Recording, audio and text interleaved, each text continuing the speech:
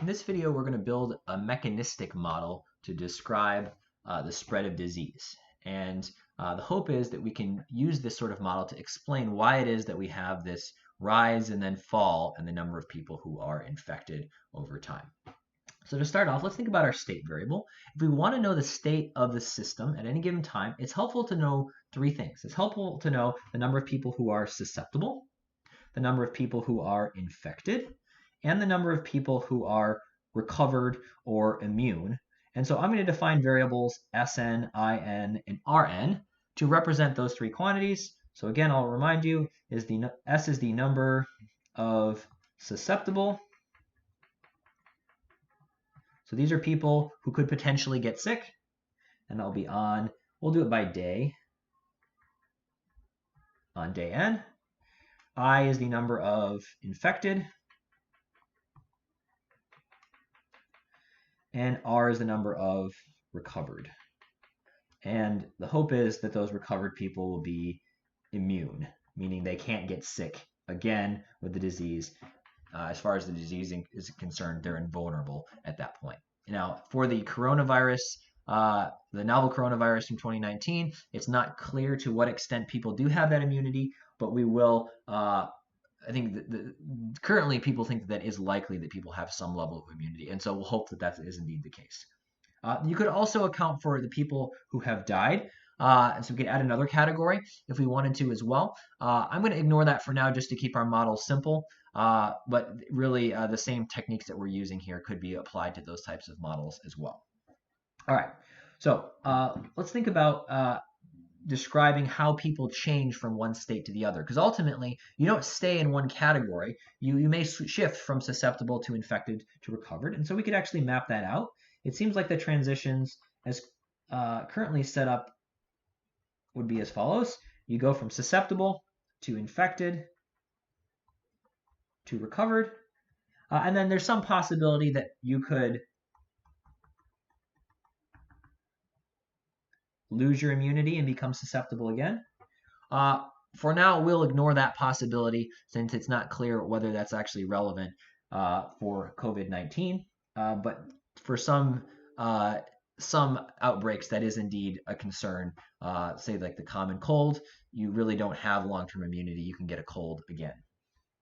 All right, so those are our three categories. And ultimately, if we want to model this, that means that there's really two interactions or two events that we need to be able to describe. We need to describe how often people transition from susceptible to infected, and we need to be able to describe how often they transition from infected to recovered. If we can describe those two interactions, then we can build a model for this. And ultimately, that's going to amount to describing changes in S, changes in I, and changes in R.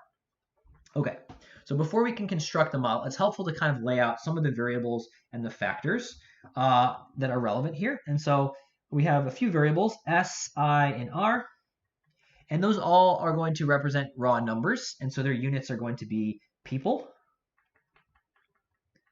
And notice changes in S, I, and R would also represent numbers of people.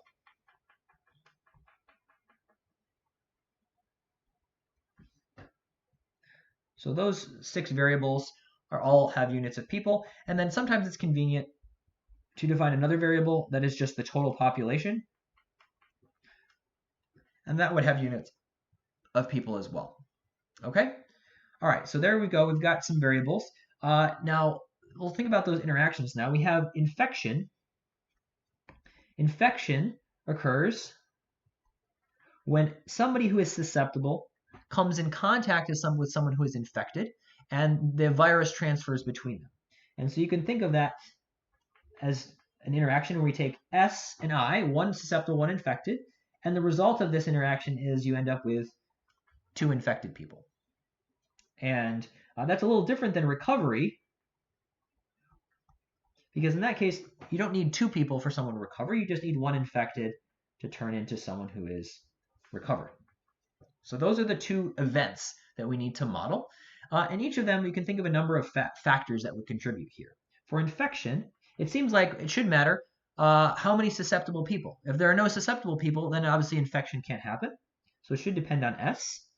But the same thing would be true of infected, right? If there's no infected people, then no one's going to get sick either. So it should depend on I. Beyond that, it's going to depend on how often people actually come into contact with each other. And so I'm going to define a variable C, which represents the contact rate. And that you can think of that as interactions per day. And it's also going to depend on how likely you are to actually get the disease when you come into contact with somebody. And so I'll define a variable P for the transmission probability.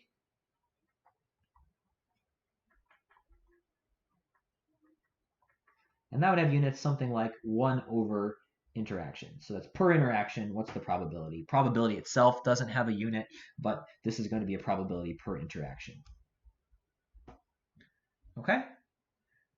All right, so those are the variables that would factor in for infection. And for recovery, well, if we want to know how many people are going to recover, we need to know how many infected people there are, certainly. And then we also need to know something about, well, how long does it take for them to recover? And so I will call that, how about little r? And we'll call that the recovery rate.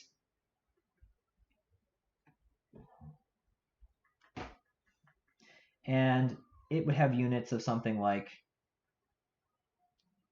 1 over days, which would be telling you how many people recover per day, right? Or how likely is it that you're going to recover in a given day? All right, so with those variables in mind, let's see if we can write down a nice equation for delta S and delta I. So delta S is going to be equal to, well, first of all, it seems like C and P should factor in. And notice that's interactions per day times 1 over interactions. So the interaction part will cancel. And we also said it should be dependent on S and I. And so my claim is that it should be something like S times I, because more susceptibles and more infected would both lead to larger probability of somebody getting sick. And so that would be units of people in people. But notice, delta S is supposed to be the change in the number of susceptible people per day. And so there's a couple of problems with this. The first is an infection should decrease the number of susceptibles. As it is right now, that's going to be a positive quantity. And so I'll put a minus sign out there to say we should be decreasing the number of susceptible people. And then the other thing is that the units don't make sense here. Right now we have people squared per day. What we would really want is people per day. How many how many susceptibles are going to leave the category each day? And so we can fix that as follows by dividing by n. And the reason for that is, if you think about this, suppose that you're susceptible. You would like to know, if you want to know if you're going to get sick, what's the probability that the people that you're interacting with are actually sick, right? If you interact with 10 people a day, but only 5% of the population is sick, then you have a pretty good chance that none of those people you interacted with are actually going to be infected. And so we can think of this as the probability that you interact with someone sick.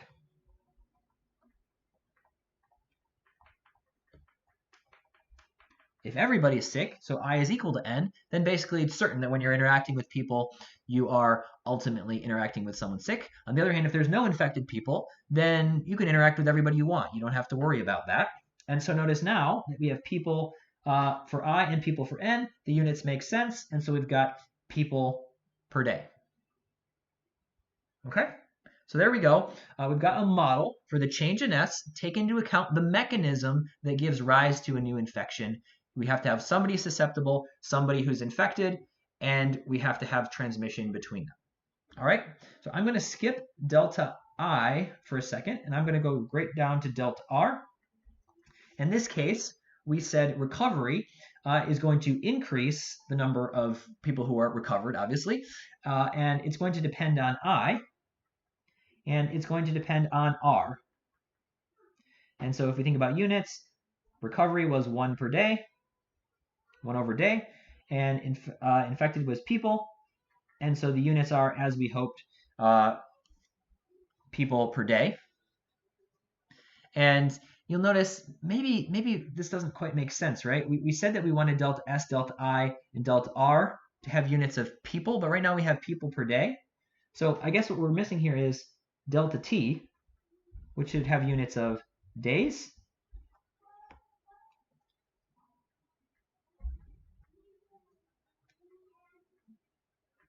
But if we're thinking about change in time of 1 day, then that's just going to be 1. And so that's why I was leaving it off earlier. Okay? All right, so delta R is going to be the recovery rate.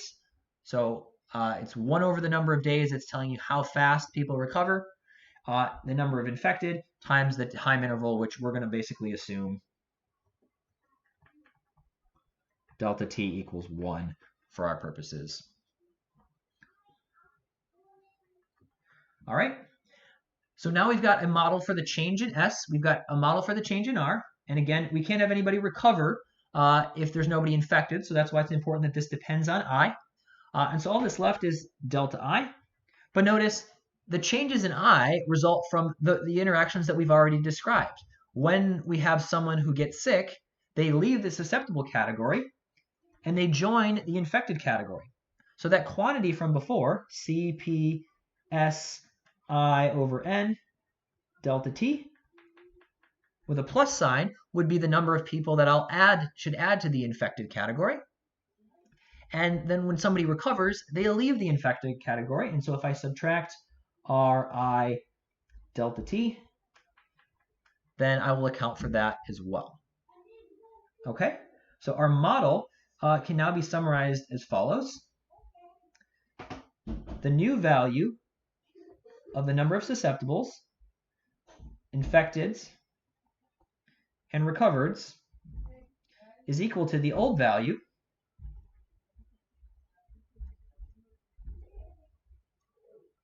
plus the change, which is going to be negative CPSNIN over NN, CPSNIN. Sorry, I'm not being very consistent with my capitalization, but hopefully you can bear with me. NN minus RIN, and then plus RIN. And here I'm leaving off the delta T's again because we're going to assume that is 1. But if you want to put the delta T on the end, you could certainly do that and just factor it out. All right, so that is a model for the spread of an infectious disease in a scenario where we have permanent immunity once you get better and no one dies. This is actually a very famous model in both the medical and mathematical communities. It's called the SIR model. And there are an infinite number of different variants on this to describe different diseases with slightly different events, incorporating lost immunity, incorporating deaths, incorporating a latent period. There are many tweaks you can put on this, but the basic idea is the same. We try to think about the interactions that give rise to the spread of disease. We think about all the different variables and parameters that would affect the changes in each quantity. And by matching up the units and using our intuition, we can build a model. And in the next video, we'll actually look at what sort of predictions we can get out of a model like this one.